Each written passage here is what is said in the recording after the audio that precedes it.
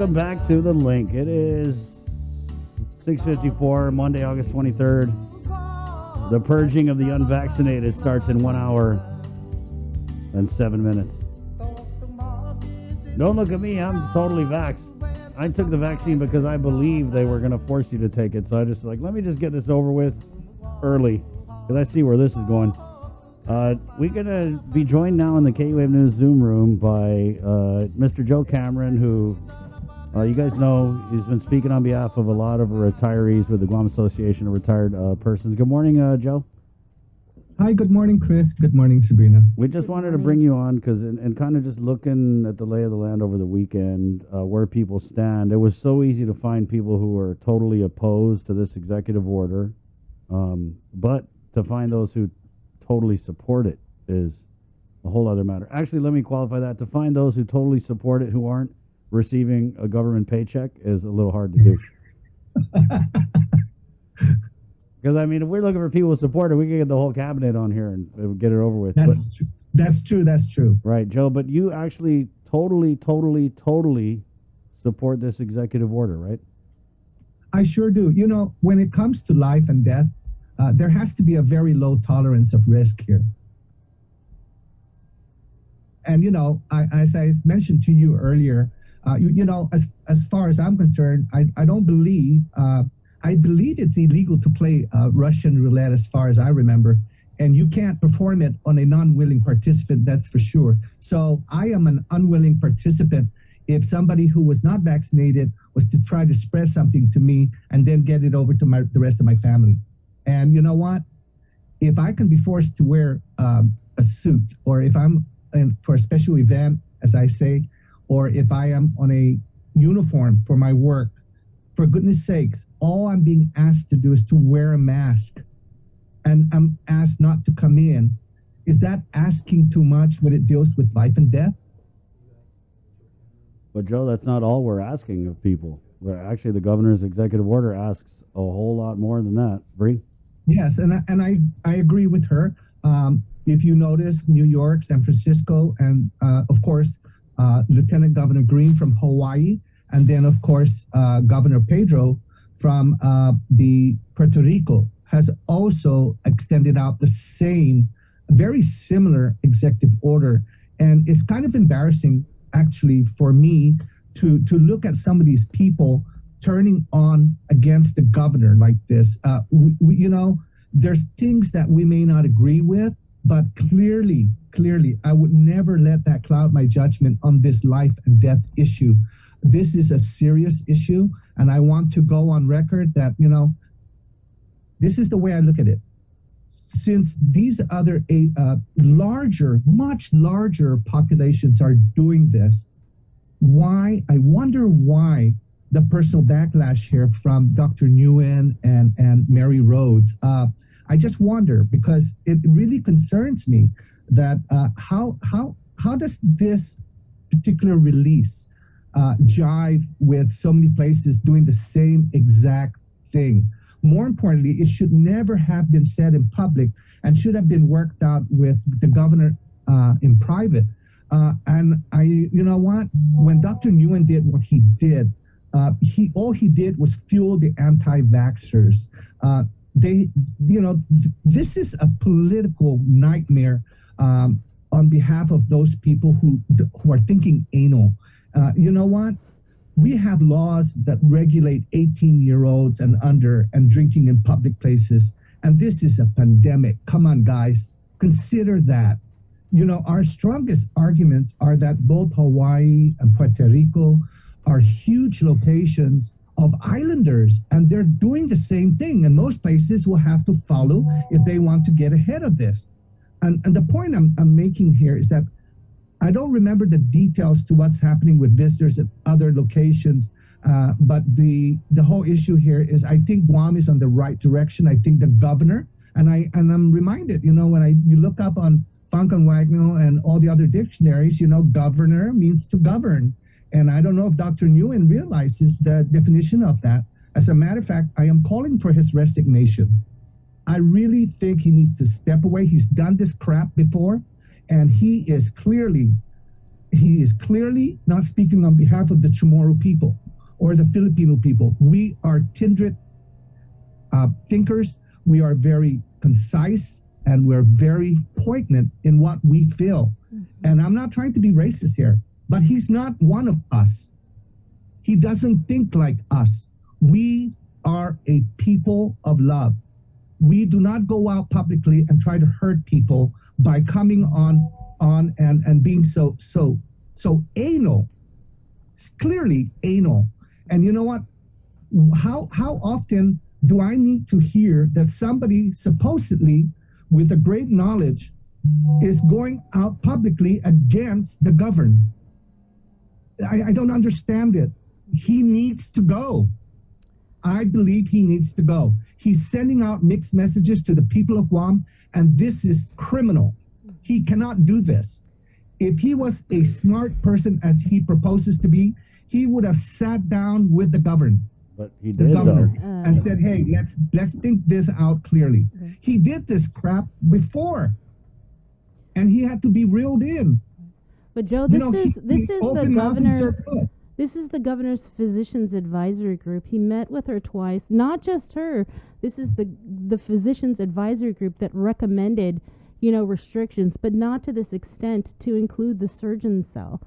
They made these recommendations, but not to the extent, again, to what the governor issued in her executive order.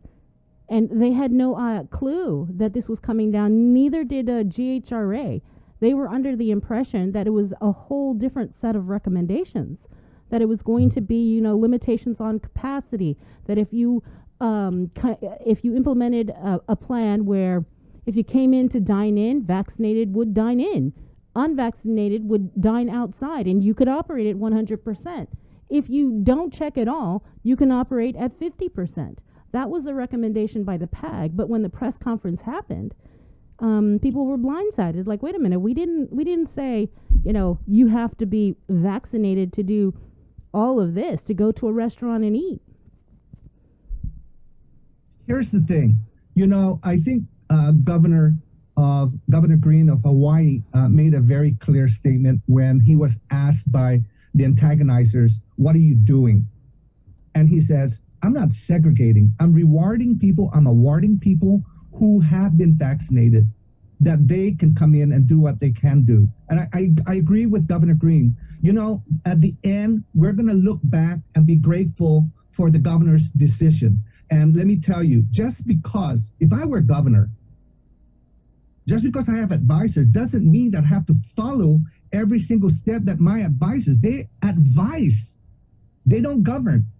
And the governor has always placed this as a paramount thought in her mind about how this pandemic will be handled. Thus far, it's done extremely well. And I want to continue in that path. And I believe the people of Guam in general, albeit what's going on with all the antagonizers. But you know what? The antagonizers, they don't come up with pure solutions. And I've watched this over the years.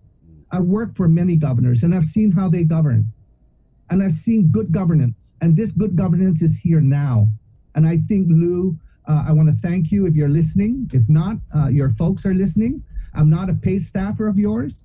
And I'm telling you, you're doing a good job. And I want to say kudos to you, Governor Lou.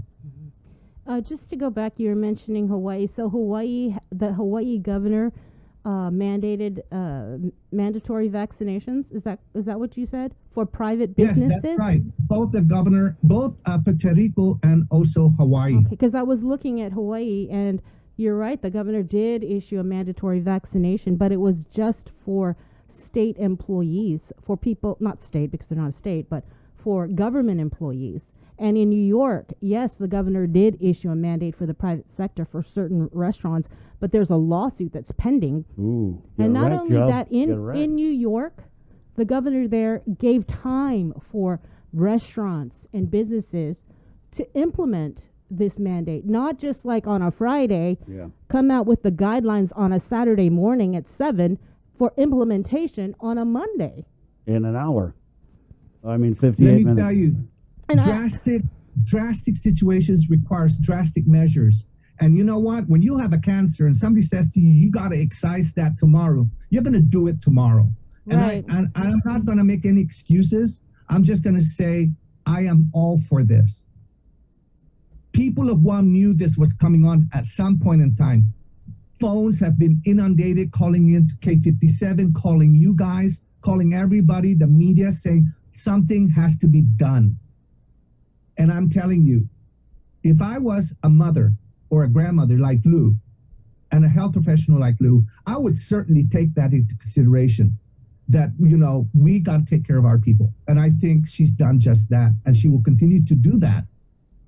You know, I don't want to be doing apples and oranges of what the other state jurisdictions are doing, but we do have like similarities of how we want to control this pandemic.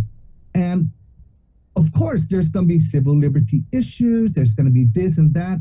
But remember that we also are taking into consideration that there are individuals out there who cannot be vaccinated due to comorbidities. Right. We Yeah. also know that there are people out there Joe. that cannot be vaccinated because of religious purposes. We've provided for those types of situations, and let's face it, it's got to be done. Joe, thank you for your time. But I just want to clarify, we did speak with a individual who could not take the vaccine due to medical exemptions, and she contacted public health, and she was told that she would not be allowed to dine in or do anything that vaccinated people can do, even though she has an exemption for her unvaccinated status. So just so you know. Thank you, Joe. We got to go, though, but appreciate you coming on. Thank Take you, care. Joe. Thank Right you, on. Governor Lou. That's Thank that. you again. There you go. 7:05. Let's just keep it going here. We're going to bring in the mayors. There's just a bunch of things that we want to ask them about. Good morning. We have Mayor Johnny Kanata, Umatic, Mayor Kev Sasuiko, Agate, of course, Mayor's Council President Jesse Alleg of PD. I guess just right off the bat, the thing that really caught my eye in this executive order that would maybe fall into you guys' jurisdiction is the new rules on social gatherings. Bree, what are those new rules? Let me find it. Okay, I got it. Okay, so the social gatherings are limited right now to 100 vaccinated people. Unvaccinated people, according to this executive order, are not allowed to gather outside of their household.